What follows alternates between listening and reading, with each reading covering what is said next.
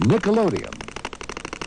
Children's programming that's fit for children. 13 hours of programming a day, 7 days a week, that will make them wonder.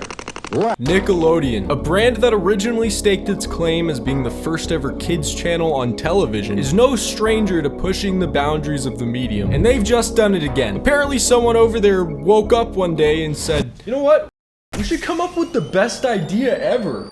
Light bulb. It's the Super Bowl, but giant robot plankton splooges all over the crowd. I'll admit, when I originally saw this on TikTok, my bullshit meter skyrocketed. This had to be a joke. This is like CGI, that you could do this pretty easily, right? It is not. Guys, Oprah Winfrey Fish is real. Welcome, Nick Nation and slot timers everywhere to Las Vegas, Nevada. Today's home for Super Bowl 58. And the more you think about it, the more it makes sense. Football, foot logo. And I just had to find out what did this? Who did this? I know it might seem kind of silly, but I've just never seen anything similar to this. So I did a lot of research. I found a lot of interesting stuff. It's gonna be a nice meaty video. First, I just gotta show you everything that went down. I think there's really only one way to start this broadcast, start this game right.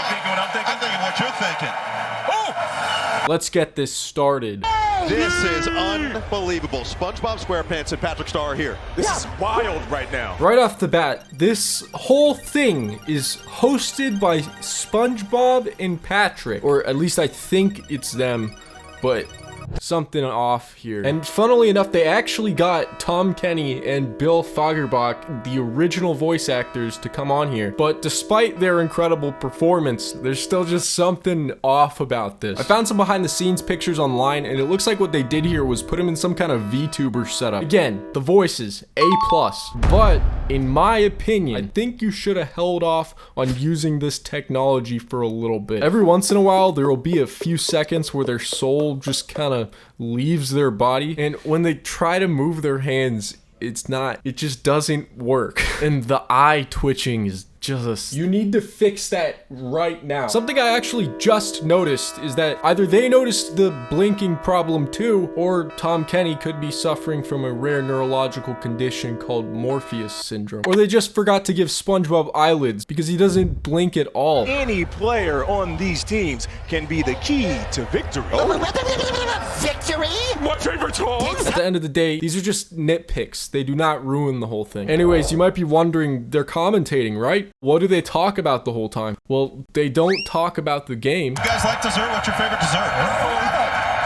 Anything! Throughout the whole event, they're just making fun of players' names. The She Rice picks it up. Take my rice, please! We know. He eats rice before every game. He does, yeah. They also constantly go out of character just to roast the other announcers. And just never talking about football. So he also said his favorite subject in school is math, which, as you know, I can't just wrap my head around. Well, that's because he has such granular knowledge.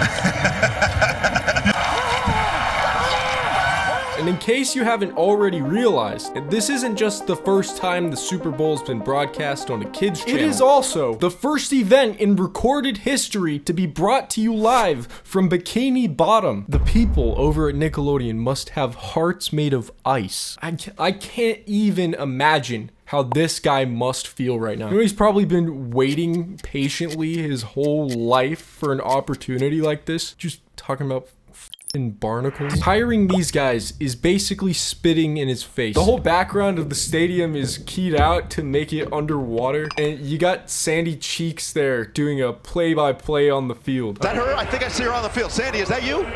Yeehaw! Of course it's me! I don't believe you. Where is the real Sandy? Oh yeah, the end zone has also been replaced with the slime zone. The whole time, they got various characters like running all over the field and just constantly interfering with the game. Looks like Michelangelo's been skipping leg day. Yeah! Like, just look at this. This is a real live broadcast. 5 on the field right now. You're all the way down there. You got a great look at everything. Yeah, boil my butt in butter. Tony, I knew it was plankton. I knew it. goodness. Oh, Plankton. And of course, being the Super Bowl, they made sure to showcase all your favorite celebrities that made appearances. LeBron James, who's hanging out with Vin Diesel, Dua Lipa and Megan the Sturgeon, Billie Eilish, Herring Styles, Shrimpathy Chalamet, and Snoop Fishy Dogfish. And can I get someone to explain to me why they made the creative decision to put a real picture of Snoop Dogg's mouth here? They only did this on him. Of course, Taylor Swift, big deal. They do talk about her. Taylor performed last night in Tokyo, Japan, which is over 5,000 miles across the Pacific Ocean, and after a 13-hour flight, the Queen herself has finally arrived. I wonder if she's ever been to Bikini Bottom before. Yeah, that's something I've always wondered too. I forgot to mention these announcers. They might be the best part. Like, every time Robot Plankton comes into the scene, they've got just the best reaction ever. Tell me, I know it's Plankton. Oh, my goodness. Oh, Plankton. Plankton, it's the Super Bowl, man. Give me support. No, Plankton, what are you doing? Plankton, don't do it.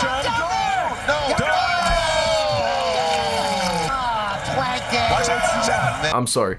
Is that chum? Is Plankton supposed to be chumming all over the audience here? There's all these live audience reaction cams they throw in, just in case you wanted a closer look at Nickelodeon's fascination with spewing fluids all over people. And you know, saying you're gonna be sliming all over everybody is fine, whatever. But chumming, after seeing this lady's face, let's just say chum deserves a spot next to mustard gas on the Geneva Convention, because that one there was a human rights violation. I just really want to ask her, how does this lady feel right now? In this moment, she feels disgusted, right? Like, I came to the Super Bowl, I'm looking my best, I'm enjoying myself. We're in Bikini Bottom. I didn't expect to be there, but I'm there, it's fun. And then to have like chum of all things thrown on you, like why, right? Why would you ruin this? And you can see it's all on my fingers, it's on my glasses, it's running down my arm, it's in my lap. So I'm confused because they said that it was live from Bikini Bottom. So was that a lie? Did they actually bring those characters to the land? They took us down there. So what happened was Bob and friends were watching the broadcast. But I mean, you know, SpongeBob has a teeny tiny TV, right? Yeah. And so Sandy Cheeks comes in there and she has this new contraption because she's always got something, and it was the Bigifier. So her goal was to increase the size of the TV so they could feel as though they were there. But because SpongeBob and Patrick are basically kids, they all start fighting over it. There's a malfunction. The TV becomes entirely too big, and then Allegiant Stadium comes out of the TV and into Bikini. Oh my gosh. The Super Bowl literally happened underwater in Bikini Bottom. That's and incredible. I reached out to someone who goes to my school who was like an intern there, but he said he didn't want to reach out to his coworkers because a lot of them were let go. Oh, yikes. Thank you so much, Aliesha. This has been great. Yep, this actually happened. Sadly, Nickelodeon had a mass layoff after. Now, to speculate as to why this happened, I gotta be fair to the mega corporation for a second. Considering just how much a minute of Super Bowl ad space costs, I would imagine getting the rights to broadcast the whole thing costs at least $100 more. I don't know the exact amount, but judging on viewership alone, they certainly didn't make any money. This TikTok got more likes than they had viewers. I'm uncertain what this means for the future of a format like this, but I really hope Nickelodeon sees the potential that I see in it and decides to have another go at it. Maybe even lower the risk by making it something smaller scale. Just picture this. Legendary newscaster Johnny Elaine hosts a UFC event. You could even have SpongeBob chum all over Joe Rogan's face. I think that's a good idea. Really quick, I just wanted to thank Aliesha for the awesome interview and just adding some value to this video. She's also got a YouTube channel where she made a video talking about actually being a part of the whole thing. So go check that out. And I've got another video that should be out next week. So hit that motherfucking